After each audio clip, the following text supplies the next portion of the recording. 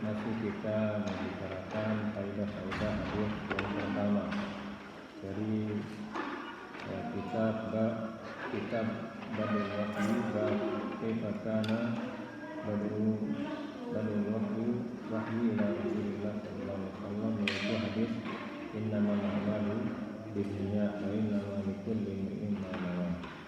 Sudah kita sebutkan bahwa niat, ya, yang dibahas oleh hadis ini, niat itu bisa menjadikan amal kita di sisi Allah SWT besar, dan bisa jadi amal yang besar menjadi kecil karena disebabkan niat oleh niat seseorang. Oleh karena itu ulama mengatakan, ya, rubba amalin sagirin tukabbiru niyah wa rubba amalin sagirin kabirin yusaghiruhu niyah. Jadi kerap kali amal yang yang kecil atau sepele pahalanya besar di sisi Allah SWT karena niatnya yang ikhlas dan kuat. Dan berapa banyak amal yang soleh, amal yang besar pahalanya sedikit karena disebabkan niatnya, ya, karena disebabkan niatnya yang lemah, yang lemah. Nah, ini yang harus kita perhatikan. Oleh karena itu mari kita mengembangkan niat kita, ya, mengikhlaskan niat kita, mentajdid, ya, memperbaharui dan memperbanyak niat di dalam ibadah kita, sehingga amalan yang sepele, amalan yang kecil bisa bernilai besar di sisi Allah Subhanahu wa ta'ala. Dan kita juga harus hati-hati. Bisa jadi amal yang besar, ya, seperti haji atau sholat, ya, ibadah yang besar, kecil niat kecil pahalanya karena apa? Karena niat kita atau niat kita lemah, ya, niat kita lemah. Oleh karena itu sudah kita sebutkan kemarin bahwa Abu Bakar radhiyallahu anhu, kalau dilihat dari segi amalannya, beliau ada beberapa atau ada sebagian sahabat yang lebih banyak amalnya dari beliau. Tetapi kenapa beliau unggul di hadapan Allah SWT, lebih mulia dibandingkan sahabat-sahabat yang banyak amalnya? Kenapa? Karena niat beliau yang kuat, niat beliau yang ikhlas, ya. Ini yang menyebabkan beliau menang, beliau unggul, beliau paling mulia di sisi Allah SWT setelah Rasulnya, yaitu Rasulullah SAW mengatakan di dalam hadis yang sahih, ya, ma sabaqakum Abu Bakrin kita salati salatin wasiyam walakin bima waqqara fil qalbi. Jadi Abu Bakar itu tidak mendahului kalian karena banyak salat dan banyak puasa, tapi apa? Niat beliau, keikhlasan beliau yang luar biasa di sisi Allah Subhanahu wa ta'ala. Kemudian faedah hadis ini, ya, faedah hadis ini adalah hinanya dunia. Nah, ini hinanya dunia. Hinanya dunia di sisi Allah Subhanahu wa ta'ala. Kenapa? Karena dalam hadis disebutkan bahwa wa man kanat hijratuhu li dunya yusibuha wa imra'atin yankihuha fa hijratuhu ma hajara ilaihi. Tidak disebutkan dunia lagi, ya. Bukan, Rasulullah SAW tidak mengatakan fa hijratuhu ila dunya, ya, ila dunya aw imra'atin, tidak, tetapi cukup Rasulullah SAW memendekkan kata dengan apa? Fa hijratuhu ila ma hajara ilaihi. Lain dengan akhirat, ya, akhirat itu disebutkan lagi oleh Allah SWT. Yaitu apa? Oleh Rasulullah SAW, ya, faman kanat hijratuhu ila Allah wa rasulihi fa hijratuhu ila Allah wa rasulihi. Diulang lagi. Kenapa? Karena akhirat itu bernilai besar di sisi Allah SWT, ya. Akhirat itu besar, mulia di sisi Allah SWT. Adapun dunia, perempuan dan sebagainya, fa hijratuhu ila ma hajara ilaih, tidak disebutkan lagi dunia dan perempuan. Kenapa? Karena hinanya dunia, ya, hinanya dunia. Oleh karena itu kalau dunia ini hina, maka jangan sampai dia menguasai hati kita. Jangan sampai hati kita tergantung dengan dunia. Jangan sampai hati ini atau dunia itu di dalam hati kita. Oleh karena itu Umar mengatakan, Allahumma ja'al dunya baina yadayya atau fi yadayya wala taj'alha fi qalbi. Ya Allah, jadikan kekayaan itu di tanganku. Jadikan kekayaan itu di kedua tanganku, tetapi jangan jadikan dunia itu di hatiku. Ya, oleh karena itu orang kalau sudah dunia itu di hatinya berbahaya. Tetapi orang apakah salah dia kaya? Tidak. Bahkan insya Allah kalau ada yang kaya lebih bagus. Tapi ya, yang masalahnya kalau dunia itu mengaturnya, ya, menguasai dia, ini yang masalah. Ya, ini yang masalah. Oleh karena itu Umar mengatakan apa? Jadikan saya kaya, tetapi jangan sampai dunia itu di dalam hati. Biarkan dia di luar, ya, jangan sampai menguasai hati diri kita. Maka akan hancur kehidupan kita, ya, akan hancur. Nah, ya, ini yang pelajaran dari hadis ini. Kemudian hadis ini juga menunjukkan bahwa bahayanya yang namanya perempuan, ya, bahayanya yang namanya perempuan. Dunia perempuan itu berbahaya sekali, ya. Bukan hina, ya, tetapi dia bagi laki-laki itu berbahaya. Oleh karena itu Rasulullah SAW mengatakan, "Faman kanat hijratuhu ila lidunya yusibuha awin ro'atin." Padahal apa? Padahal perempuan itu termasuk dari dunia. Tetapi kenapa perempuan disebut lagi padahal dia termasuk dari dunia? Karena lifuturatiha, karena berbahaya, ya. Karena bahayanya yang namanya perempuan. Oleh karena itu bagi perempuan atau bagi ini jangan sampai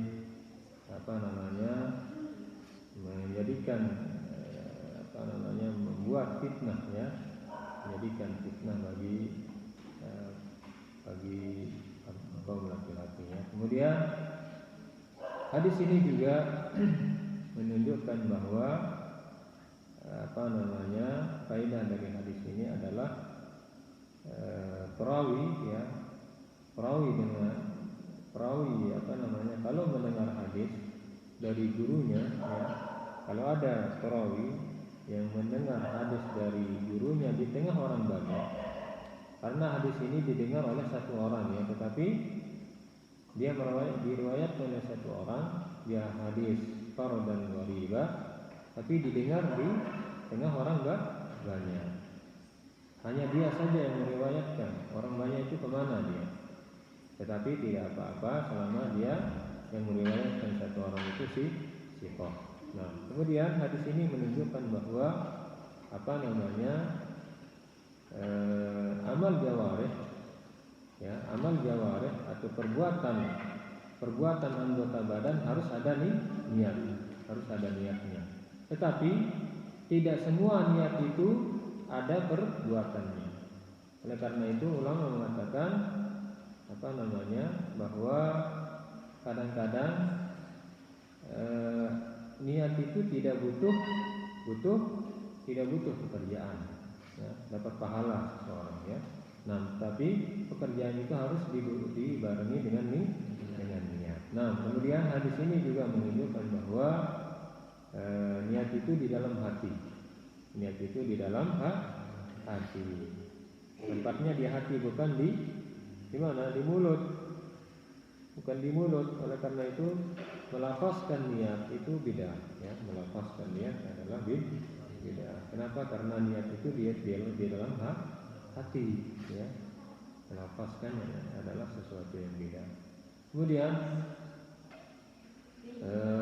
faedah hadis ini juga adalah bahwa orang yang minta hidayah kepada Allah SWT, minta diberikan petunjuk oleh Allah SWT, orang yang ikhlas, ya, orang yang ikhlas di dalam hidup ini, kemudian dia minta hidayah kepada Allah SWT, maka Allah SWT akan memberikan dia hidayah yang lebih besar, ya. Dia akan diberikan hidayah yang dia tidak sangka-sangka. Ya, oleh karena itu hadis ini jadi faedah hadis ini menunjukkan bahwa orang yang minta hidayah kepada Allah SWT, minta petunjuk kepada Allah SWT dengan ikhlas, dengan hati dari hati yang dalam, maka Allah SWT akan memberikan dia hidayah dan petunjuk ya di luar apa yang dia minta, lebih dari yang dia minta. Oleh karena itu hadis ini sebenarnya ulama mengatakan hadis innamal a'malu binniyat ini tidak ada hubungannya dengan kitab Badil Wahyi. Kitab Badil Wahyi karena di dalamnya tidak ada isi yang mengenai wahyu di sini. Tetapi ulama mengatakan ada. Kenapa Imam Bukhari membawakan hadis ini pada kitab Badil Wahyi, bahkan pertama ya, hadis pertama. Kenapa? Karena Rasulullah SAW yaitu Nabi Muhammad SAW dibawakan oleh Imam Bukhari. Karena apa? Karena sebelum datangnya wahyu, ya, sebelum datangnya wahyu kepada Rasulullah SAW, beliau apa? Beliau minta hidayah kepada Allah, minta hidayah, minta petunjuk kepada Allah Subhanahu Wa Taala.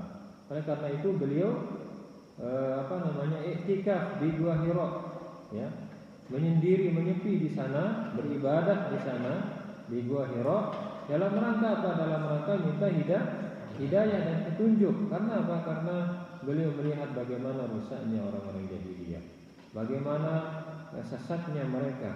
Akhirnya beliau tidak perasan di tengah orang banyak itu, ada yang minum, ada yang ini, berbuat dosa, menyembah berhala dan sebagainya. Akhirnya beliau tergerak untuk minta hidayah kepada Allah SWT, ya, minta hidayah. Akhirnya Allah SWT karena beliau minta hidayah dengan ikhlas, Allah SWT memberikan hidayah kepada beliau. Bahkan beliau diangkat menjadi Nabi dan Rasul. Bahkan beliau adalah manusia yang paling mulia di sisi Allah SWT. Tidak ada yang mengalahkan kemuliaan beliau. Ini menunjukkan bahwa apa? Orang kalau dia minta hidayah kepada Allah SWT dengan ikhlas, ya, dengan ikhlas, dengan penuh harap, dengan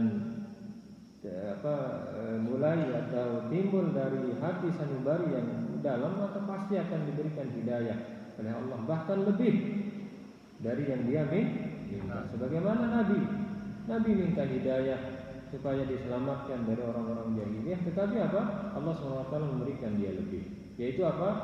Diangkat menjadi nabi, diangkat menjadi rasul.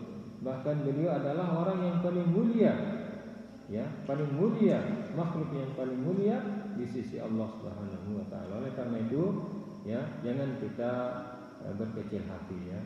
Tetap minta hidayah, terus kita minta hidayah kepada Allah Subhanahu wa taala. Pasti akan diberikan kita apapun yang kita minta dengan ikhlas, bahkan Allah Subhanahu wa taala akan memberikan hidayah yang lebih, permintaan yang lebih, ya, apa yang kita dari apa yang kita minta. Nah, ini yang berkaitan dengan hadis ini. Dan insyaallah kita akan lanjutkan hadis yang kedua. Kita cukupkan sampai di sini. Wassalamualaikum warahmatullahi wabarakatuh. Assalamualaikum warahmatullahi wabarakatuh.